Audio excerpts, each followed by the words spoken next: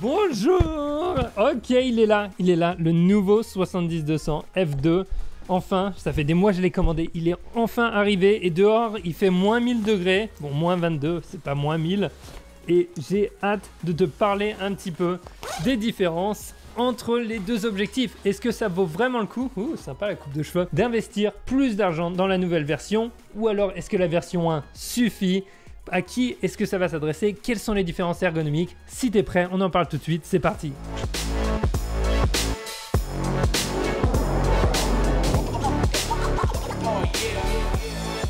Good morning tout le monde, bienvenue dans un nouvel épisode. Comme prévu, le nouveau 70-200 F2 est là. Tout de suite, si tu dois retenir qu'une seule chose de cette vidéo, c'est sa légèreté. C'est un plaisir. Enfin, on n'a plus mal au bras quand on tient un 70-200. Je voudrais savoir ce que tu en penses. Ça fait un moment qu'il a été annoncé. Est-ce que tu as investi dans le nouveau 70-200 F2? Est-ce que tu es toujours sur la première version? Est-ce que tu n'as pas de 70-200 et tu sais pas ce que tu veux? Et finalement, cette vidéo va t'aider à décider entre la 1, la 2, d'occasion, pas d'occasion. On en parle vers la fin, après avoir parlé de l'ergonomie et bien entendu de la prise en main et des performances, parce que j'ai pu l'essayer dans les rues de Chicago et je te promets qu'il y a pas mal de choses à dire. C'est assez incroyable ce qui s'est passé de ce côté-là.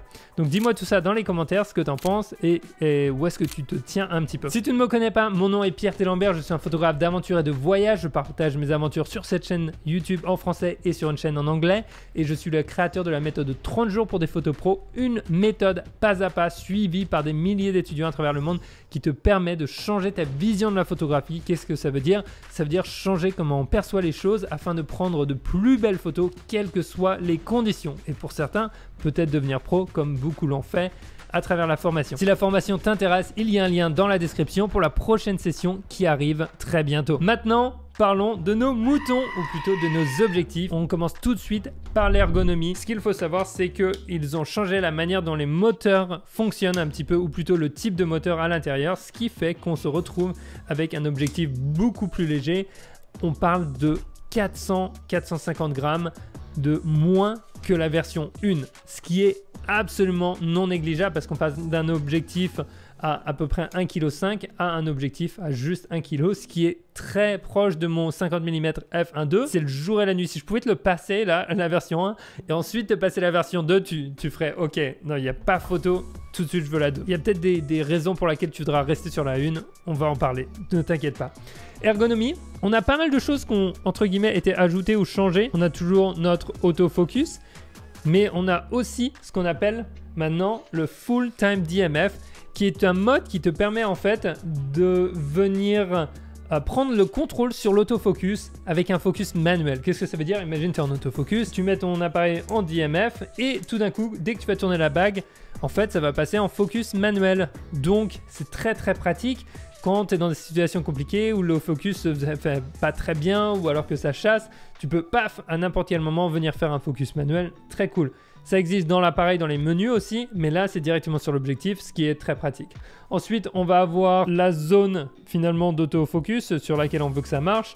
Si c'est de l'infini à la plus faible distance ou alors juste de 3 mètres à l'infini, au choix. On va avoir les modes de stabilisation, d'accord? Donc OSS 117 on-off, en route ou pas en route, et les modes 1, 2, 3 en fonction de comment tu bouges, comme ça, ou dans toutes les directions, un petit peu comme moi généralement. Hop, je le laisse en 3 en général ou en 2 qui est vraiment actif. On a aussi Iris Lock pour bloquer l'iris. Apparemment, c'est plus utilisé en vidéo, donc je ne peux pas t'en parler beaucoup plus. On a nos 3 points, ou plutôt boutons, pour venir faire des choses comme par exemple la mise au point sur les yeux directement depuis l'objectif. Donc moi j'appuie sur ce bouton et paf, ça fait une mise au point directe sur les yeux, même si j'ai un point de collimateur qui est ailleurs. Ça va en fait revenir toujours sur les yeux, c'est hyper pratique. Et ensuite, on a toujours notre petite patte ici pour aller sur le trépied, bien entendu. Et la dernière chose, c'est que notre pare-soleil a changé. D'accord, il est devenu plein comme ça. Comme tu peux voir sur la version 1, on avait ce découpage qui n'est plus. Une ergonomie qui reste assez similaire à la version 1, à la grosse différence, et j'en ai pas encore parlé, qui va être de la bague d'ouverture. C'est-à-dire on a une bague d'ouverture qui va pouvoir être réglée directement ici sur l'objectif.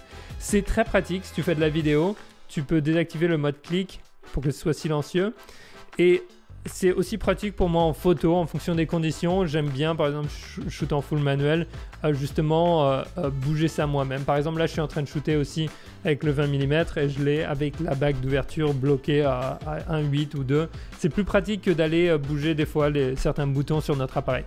Très personnel, encore une fois. Parlons un petit peu de la prise en main sur le terrain, de comment ça se passe, des performances, de la vitesse d'autofocus, parce que tu vas voir, et un petit peu de tout ça et de la netteté de l'image.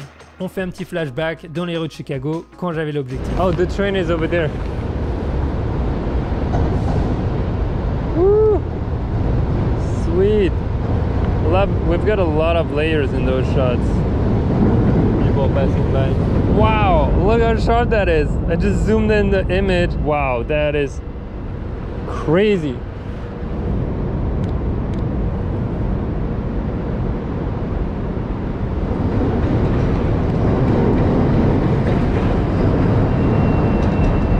Minimum focus distance is actually really close. Look at that bokeh in the background. Boom. This is really pretty. It's really round too, and I'm at 2.8. Wow, that's sick. That's nice. I love it. I absolutely love that.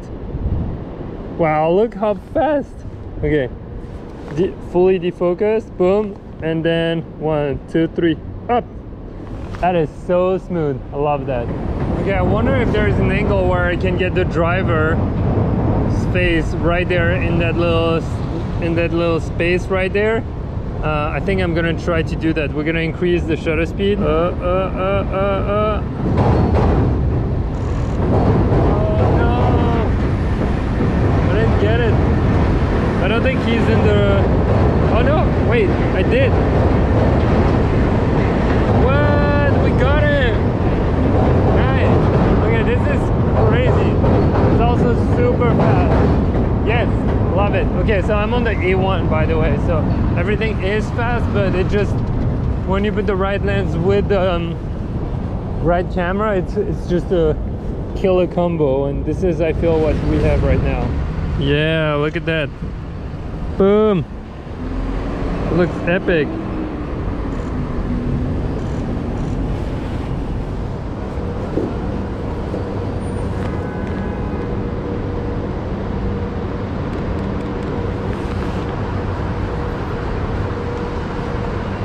Hi brother, how are you? What's up? Good.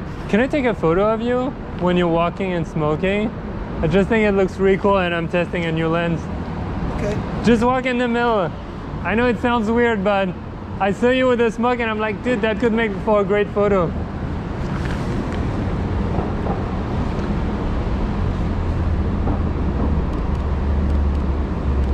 Nice.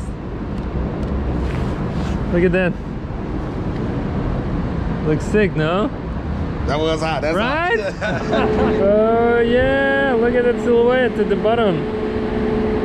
It's so good. Comme je le disais en anglais, en fait, l'autofocus est extrêmement rapide. Je le trouve plus rapide que sur la version 1. Clairement, je trouve qu'on a beaucoup gagné en ça. C'est un autofocus incroyable, vraiment très très bon. La stabilisation, très bien aussi, pareil que sur l'autre. Perso, pour les stabilisations sur les objectifs, c'est quelque chose qui est tellement inné, ou plutôt qui est tellement intégré dans les objectifs que je le remarque pas vraiment. C'est-à-dire que ça me permet de prendre des photos à 1/15 de seconde à main levée sur un appareil comme ça. Oui, je l'ai fait des milliers de fois avec ces objectifs et que je n'y pense pas. Par contre, quand je l'ai plus dans l'objectif et que je suis à 135 mm ou à 200, je me dis waouh, c'est ça la différence entre un objectif stabilisé et non stabilisé. Donc voilà, stabilisation toujours aussi bonne. Netteté, incroyable, belle couleur, belle rendition d'image, j'aime beaucoup. Tu as pu voir les exemples que j'ai pris un petit peu en photo de rue. J'ai hâte de partir là dans quelques jours en Polynésie, dans les Marquises, pour shooter avec. Et dernière chose, qu'est-ce qu'on peut dire un petit peu sur l'utilisation?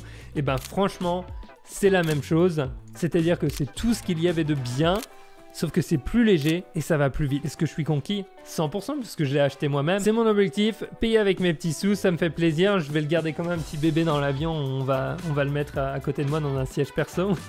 Maintenant, la grande question, ça va être combien ça coûte? Est-ce que ça vaut le coup finalement d'acheter la V1 ou la V2? C'est à peu près 250 € de plus. On est dans les 2700 €, 2750 je crois, ou 2800.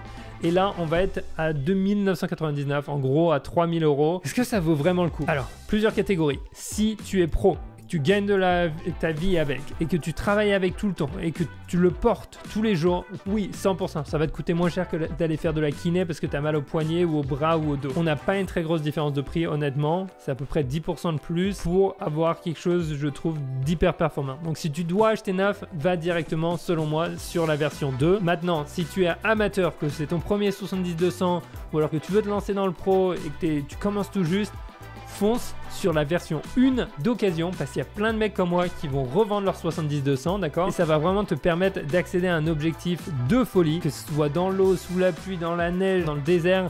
C'est un objectif qui m'a toujours servi et que quand j'étais pro, quand je faisais des mariages, quand je faisais des portraits, j'utilisais aussi. C'est un objectif hyper polyvalent qui te permet de faire un tas de choses. J'espère que ça t'a aidé. Encore une fois, dis-moi ce que t'en penses dans les commentaires. Est-ce que c'est un objectif qui te tente ou pas? Si t'es dans les Marquises ou en Polynésie, fais-moi un petit signe. On va voir si on peut se voir. Get out there, go shoot, try something different, try something new. C'est-à-dire essaye de shooter quelque chose de différent, essaye quelque chose de nouveau dans la prochaine vidéo ou peut-être dans la formation qui va bientôt démarrer. Le lien dans la description. On se retrouve très vite. Allez hop, ciao, bonsoir.